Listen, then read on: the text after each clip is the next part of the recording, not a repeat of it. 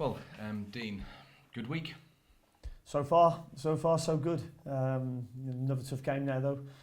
These 3 game weeks are always tough. Take a lie out of the players, but we've had 2 really good performances and 2 really good results. So it's been so far so good. And confidence grown as a consequence of the results, because that, we've talked about confidence in the past and how that can be nibbled at when things aren't going quite your way. But when things are, then it can lift those levels.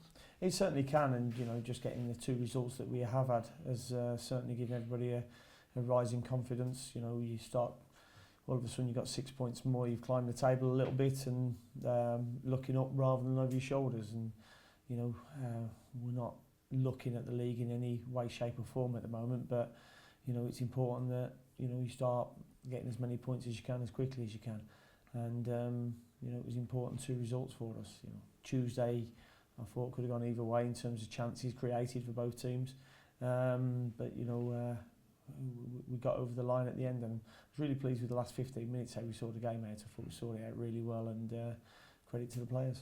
And a good week for Romain Sawyers as well, because he's had a bit of a patchy start to his career at Brentford, but really has shown a lot of character, a lot of fortitude. Set up a great goal last week, and at Saturday, and then obviously on Tuesday was helped by Maxime Collins' backside, but a lovely little strike. Yeah, I mean, it's probably been a bit of a bumpy ride to start with for him. Took him a while to find his feet. Obviously played that great ball on Saturday against Burton for Scotty's first goal, and he played in almost exactly the same ball for Lassa Vibe, and they managed to get the numbers back and defend it at Bristol. But a great strike, and Maxime tells me it was off his right thigh and not his backside, so I stand corrected there. But yeah, it gives him a lot of confidence and a boost that he's performing well, and the numbers that we're getting, not just from Romain but the players in terms of distance run and high speed running, has been exceptional, which shows they're in a good place physically as well. You mentioned Scott Hogan. It's going to be questions that are going to be asked lots and lots of times, I would have thought, over the next few weeks, with January transfer window getting closer and closer. Tempted for him to pick up an injury at some point, so people forget he's around, or he's just got to go out there and score goals for Brentford at the moment, isn't he? Yeah, and that's all he's concentrating on. This time last year the talk was about Alan Judge, and now it's about Scott Hogan.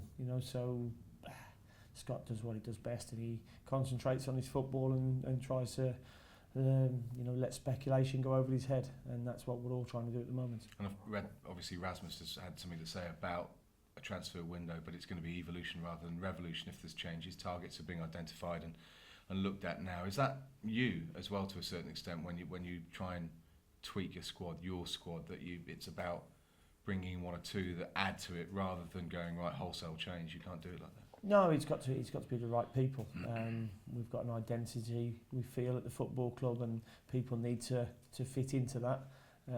So when we're recruiting, and we have numerous meetings every month, talking about future players and recommendations and possible changes within the squad. So we've had our finger on the pulse for a long time.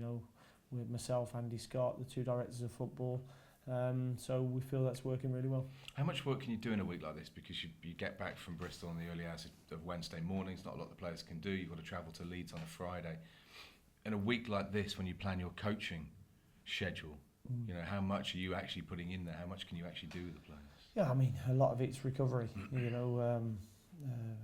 lot of the lads went into the cryo chamber on Sunday, to aid recovery and get their muscles ready for the game on Tuesday. And Monday you're really walking through tactical stuff really, and just putting pictures in the players' minds, and you're doing some stuff in the analysis suite as well. So a lot of it's not on the grass.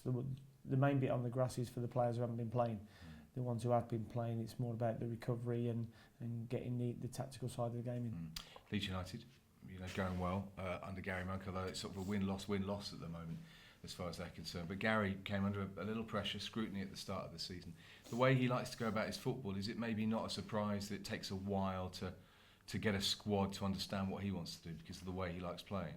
Yeah, I think I played with Gary at Sheffield Wednesday, and you know, it's no surprise to me that he's gone into the management game, and you know, I thought he'd done really well at Swansea. Took over the team and stamped his own style on the way they played, and you know, he's taking that to Leeds United now, and he's doing very well at it. And you know, I think they're 4th or 5th in the league, which shows that they've had a good season so far. And you know, if you can get Ellen Road rocking, then it's a hell of a place to play football for their players, and not so good for the opposition. So it's down to us to go and quieten that down. Yeah, from an opposing point, Brentford have actually got a decent record, I think, historically in the last few years over Leeds United. Sometimes is it about playing the stadium against the home team? I think it's just going about your job and playing your football. What's good for you. We've got a number of players who have played in big stadiums now, with good atmospheres. We've already played at Newcastle, Aston Villa and Brighton this season, and had a mixed bag of performances really. So, you know, it's going into a stadium where there'll be vociferous support for the home team, but it's about us concentrating on what we do.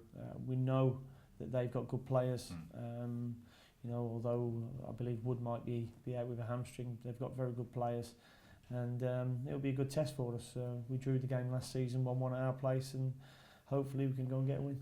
Just finally then, in regards to the squad, it is a testing time. We're going in, you know, got a break then after this before the Christmas fixtures kick in. How's the squad looking after these 2 games? And you know, you got 3 in 8 days, 2 games in the first 4. Yeah, the squad's looking well. There's a lot more bodies on the grass now, which is really good. A few of the injuries coming back. Good to see Alan Judge out there, you know, sprinting and just starting to get his deceleration correct in terms of his mechanics, which is really good. Rico Henry's been out on the grass with us, a little bit of non-contact work, which will be a big boost for us when he's back. Alan McCormack's, I think, part training with us on Monday.